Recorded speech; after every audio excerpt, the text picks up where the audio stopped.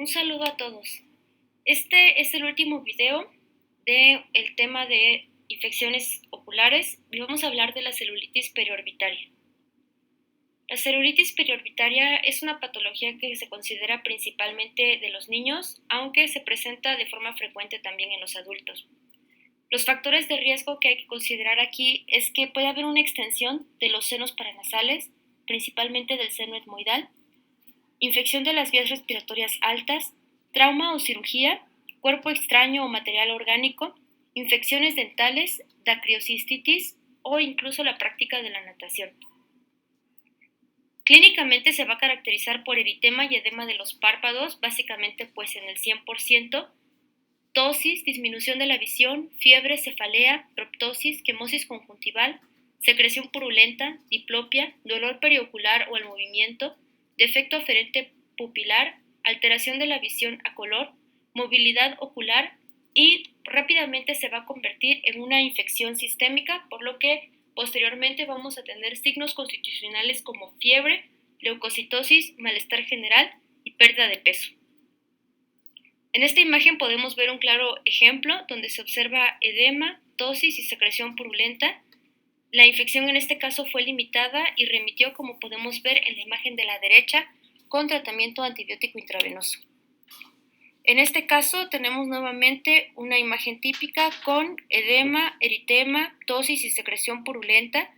Lo que hay que considerar es que siempre debemos hacer una adecuada valoración para ver que no haya extensión de la lesión. En este paciente, a la realización de una tomografía, podemos observar cómo se ve un absceso subperióstico que desplaza el músculo recto medial y bueno, esto es lo que nos está dando la sintomatología del paciente. Este se corrobora en la imagen más a la derecha, que es el corte coronal. Y bueno, igualmente en esta otra imagen se puede observar cómo tenemos un paciente joven de 27 años. Este paciente evolucionó con datos aparentemente de conjuntivitis y posteriormente con datos de celulitis periorbitaria y enoftalmitis. Y en la tomografía de lado podemos observar que existe un brillo que corresponde a un cuerpo extraño metálico, el cual se encontró de forma profunda en la conjuntiva vulvar y pues que esta fue la principal causa de la infección. La exploración física debe ser muy meticulosa y debemos ayudarnos de otros especialistas como el oftalmólogo, el otorrinolaringólogo y también los especialistas en cirugía maxilofacial. Se debe medir la apertura palpebral, la valoración de la agudeza visual, valoración del efecto pupilar aferente, se debe realizar valoración del fondo de ojo, valorar la visión a colores, se debe hacer una medición de la presión intraocular y también una revisión intranasal con nasoendoscopía.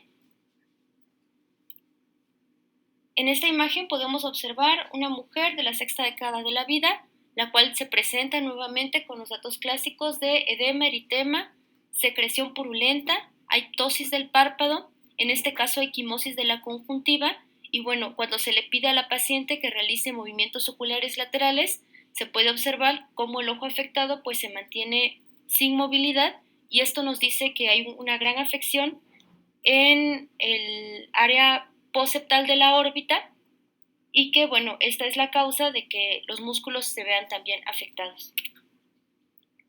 Debe hacerse una valoración clínica al menos 2 veces al día para identificar de forma temprana la progresión y las complicaciones, esto es muy importante.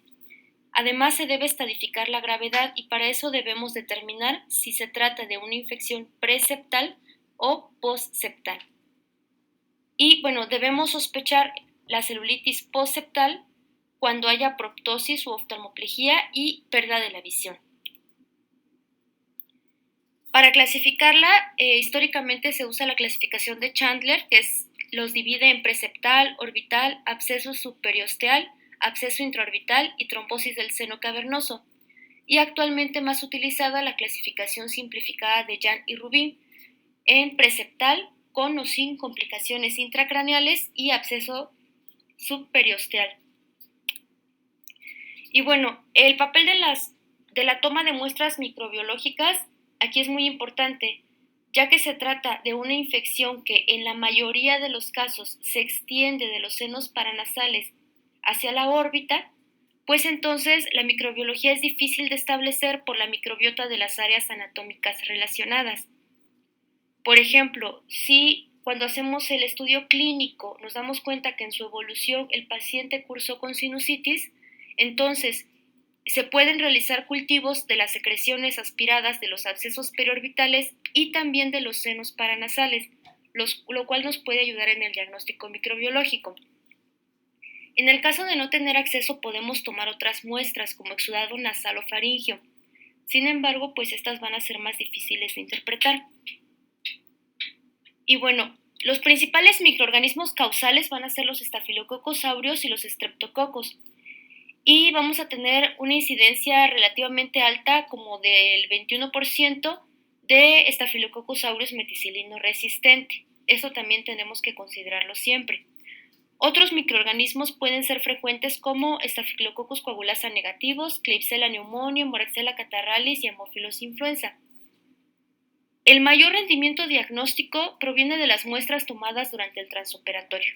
Es decir, cuando el cirujano pasa, hace un lavado, drena el absceso, esa es la muestra que nos va a dar nuestro diagnóstico microbiológico. Por eso es muy importante que tengamos y mantengamos siempre la comunicación con todo el equipo que atiende al paciente. Podemos tener una gran variedad de complicaciones y es por esto que este padecimiento es una verdadera urgencia y se puede convertir en una enfermedad muy grave. Podemos presentar celulitis recurrente, abscesos periorbitarios, fístula cutánea, miopatía restrictiva, endoftalmitis y panoftalmitis, absceso cerebral, sobre todo en los niños, tromboflebitis de venas orbitarias, oclusión compresiva de la arteria retiniana, pérdida completa de la visión, queratitis, infarto de la esclera coroides y retina y glaucoma. Por ejemplo, en esta imagen estamos observando una paciente de la sexta década de la vida con antecedente importante de diabetes mellitus descontrolada, la cual inició su cuadro con una celulitis periorbitaria con edema palpebral, eritema, proptosis y secreción purulenta, que se extendió a la parte posterior del ojo y que, bueno, en la exploración física, al examen de fondo de ojo, se observa que hay una oclusión compresiva de la arteria retiniana y que pues esto es la causa de la disminución de la visión y pues esta es una complicación muy importante en esta paciente. Y bueno, además debemos considerar que hay complicaciones intracraneales, sobre todo en los niños. Por ejemplo, en este caso, pues estamos viendo la tomografía de un caso de un niño, donde se puede ver en la tomografía que hay una extensión lateral del absceso orbitario hacia el lado temporal y que aparentemente no hay absceso intracraneal. Sin embargo, por la clínica, el riesgo y la alta sospecha, pues se le realiza una resonancia magnética en la cual se observa un realce de la meninge epidural y por lo tanto pues estamos viendo cómo hay una afección por la cercanía a este nivel. Podemos tener neuropatía óptica por isquemia, compresión o infiltración, meningitis como en el ejemplo, absceso del espacio subdural o infarto cerebral. Y bueno, en relación a los antibióticos, siempre es de elección la terapia intravenosa. Debemos tener cobertura para especies de Streptococcus y Staphylococcus. Hay que usar antibióticos con adecuada penetración a la barrera hematoencefálica, siempre también, sobre todo cuando estamos tratando niños. Podemos iniciar con algún otro medicamento, pero nuestra peor complicación va a ser una complicación intracraneal. Por eso nuestro tratamiento antibiótico empírico debe adelantarse a esta complicación y siempre usar un antibiótico con penetración a la barrera hematoencefálica. Se sugiere de forma inicial el inicio de un beta-lactámico con inhibidor de beta-lactamasis, por ejemplo, amoxicilina con ácido clavulánico y piperacilina tazobactam. Se puede añadir metronidazol pensando en una cobertura para anaerobios. Y en el caso de Staphylococcus aureus meticilino resistente hay que considerar vancomicina y bueno, considerar añadir una cefalosporina siempre ya que tiene mejor penetración al sistema nervioso central. Hay que considerar a los pacientes inmunosuprimidos de acuerdo a sus riesgos individuales. Por ejemplo, el paciente que vive con VIH, pues hay que considerarlo que puede estar infectado con patógenos oportunistas que no sean comunes en nuestra práctica. Y hay que valorar el uso de antibióticos vía oral luego del egreso hospitalario. El tratamiento local es importante. Acuérdense que cuando vimos conjuntivitis hablábamos que uno de los principales objetivos del tratamiento pues es mejorar el disconfort del paciente, y pues aquí nos puede ayudar mucho un descongestionante nasal, esteroides tópicos en el caso de edema de la vía aérea para facilitar el drenaje de los abscesos, antibióticos tópicos en la conjuntiva, ¿no? Sobre todo cuando esta tiene gran afectación, por ejemplo cuando hay quimosis importante, y lubricantes, ¿no? Para la conjuntiva, que además nos van a ayudar a prevenir otra complicación que es la queratoconjuntivitis. Y bueno, aquí tiene gran importancia el tratamiento quirúrgico. Si nuestro paciente tiene formación de abscesos, tiene indicación de tratamiento quirúrgico, ya sea porque tiene disminución de la agudeza visual o alteraciones de la visión a color o defectos del reflejo pupilar, y que nosotros por esta sospecha hicimos una tomografía y ahí se observa el absceso, pues esto hay que operarlo. Además, si tenemos una infección progresiva o resistente luego de 48 horas con antibiótico intravenoso, a pesar de que estemos dando una cobertura adecuada, también es una indicación para hacer un estudio de imagen y determinar si requiere tratamiento quirúrgico. O cuando hay afección sistémica luego de 48 horas de antibiótico. El tratamiento quirúrgico abarca drenaje externo o endoscópico, antrostomías maxilares y etmoidectomías, y bueno, lo que comúnmente se ve que es la incisión de Lynch.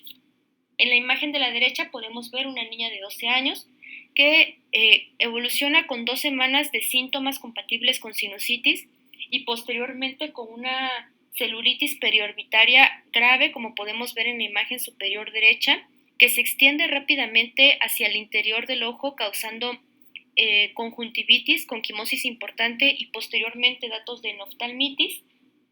Y bueno, posteriormente se presenta con oftalmoplejía, y en el estudio de imagen, como se puede ver en la parte inferior izquierda, se observa un absceso que requiere un drenaje urgente.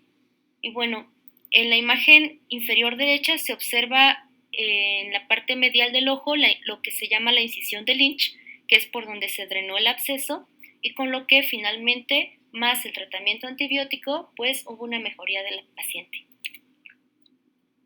Y con esto terminamos esta serie de videos que corresponden al módulo de infecciones intraoculares. Gracias.